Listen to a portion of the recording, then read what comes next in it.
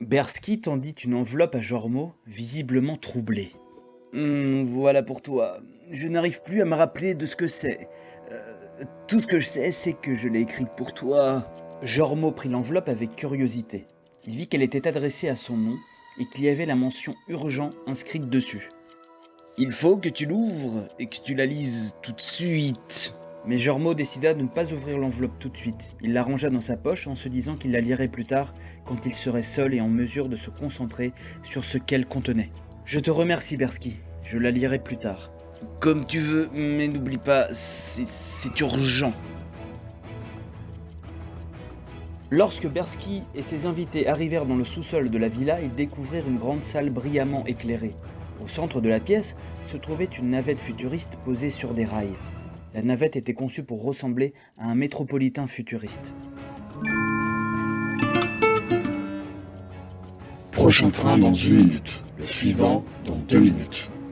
Pour ce qui était de l'intérieur, les sièges étaient en cuir blanc ultra doux et étaient disposés de chaque côté d'une allée centrale. Les fenêtres étaient en verre épais et étaient entourées d'un cadre en métal brillant. Le plafond était haut et en verre, offrant une vue dégagée sur le paysage extérieur.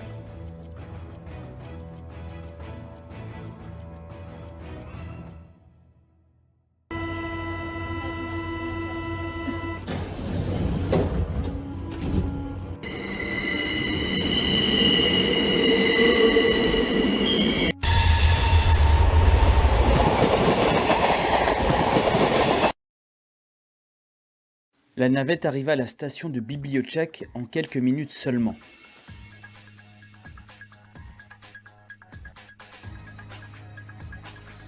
Les rues de Bibliotchak étaient très animées. Il y avait des gens qui couraient dans tous les sens, des robots présents à chaque coin de rue, des voitures volantes qui filaient à toute vitesse. Mes chers amis, vous êtes témoins d'un miracle écologique et technologique. Bibliotchak, la ville que j'ai créée, est un bijou de la technologie, avec toutes les énergies provenant de la forêt bleue. Oui, ces arbres sont à la fois source d'énergie et parfaitement comestibles. C'est la véritable avenir pour l'humanité. La technologie avancée que vous voyez ici signifie que nous n'aurons plus jamais à travailler pour obtenir ce dont nous avons besoin pour vivre. C'est une véritable révolution. Lorsque Bersky et ses invités arrivèrent sur la grande place de Bibliotchak, ils virent une armée de robots soldats déployés sur place. Il y avait également des blindés, et pour couronner le tout, des agents de la pierre étaient là, en nombre, leur uniforme bleu les identifiant clairement. Jormo, Neige, Kalou, Aristodé et Naïka étaient tous inquiets. Ils se demandaient ce qu'il se passait. Était-ce une armée permettant la défense de la ville? Quelque chose de grave devait sûrement se produire pour justifier un tel déploiement de force. Bersky, pourquoi il y a autant de robots soldats ici? Est-ce que tout va bien? Oh, les robots soldats sont seulement ici pour maintenir l'ordre et la sécurité dans la ville. Mais pourquoi avoir autant de robots pour maintenir l'ordre? Et pourquoi t'es-tu lié d'amitié avec la pierre? Ça ne semble pas normal. Tu sais, Jormo, tout a un début et tout a une fin.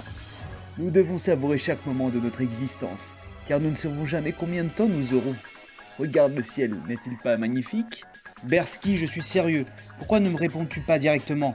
Est-ce que tu as quelque chose à cacher? Allons, Jormo. Je ne suis pas du genre à cacher quoi que ce soit. Tout va bien, fais-moi confiance. Profitons de notre visite à Bibliotchak. C'est une ville incroyable, n'est-ce pas? Bersky, tu sais très bien que les agents de la pierre sont les sbires du général Ténuis. Oh, Jormo, que tu es pessimiste. Tu devrais prendre le temps de voir les choses sous un autre angle. Mes chers amis, je vous invite à contempler cette ville magnifique, cette ville qui est un symbole de l'avenir que nous pouvons créer. Pensez à l'avenir chaotique de la Terre, où l'épidémie de carbone 15 a dévasté la planète et où une guerre contre Bélixo se profile à l'horizon. Ici, à Bibliotchak, nous avons créé un monde différent. Nous avons créé une société prospère, une société basée sur la coopération et la technologie avancée. Ici, à Bibliotchak, nous avons réussi à utiliser l'énergie de la forêt bleue pour alimenter toutes nos technologies.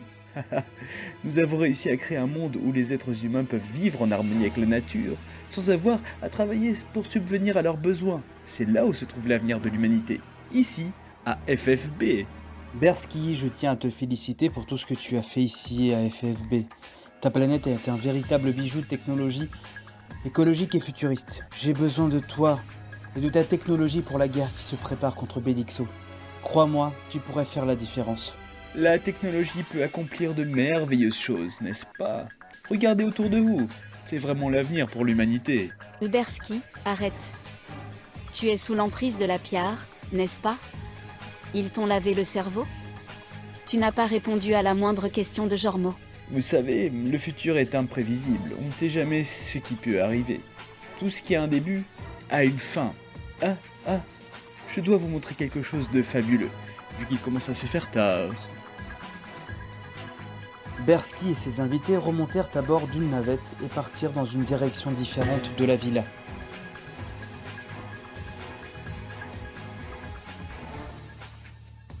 Mes chers amis, je vais vous emmener dans un endroit secret en plein cœur de la forêt bleue. Un endroit merveilleux où nous allons pouvoir faire la fête toute la nuit. Vous ne pouvez même pas imaginer à quel point c'est incroyable. Il y a des choses là-bas qui vont vous éblouir et vous laisser bouche bée. Et ce n'est pas tout, nous allons faire la rencontre du peuple des Goronides. Ils sont incroyables, vous allez adorer. Alors, vous êtes prêts à vivre une expérience incroyable? Allons-y!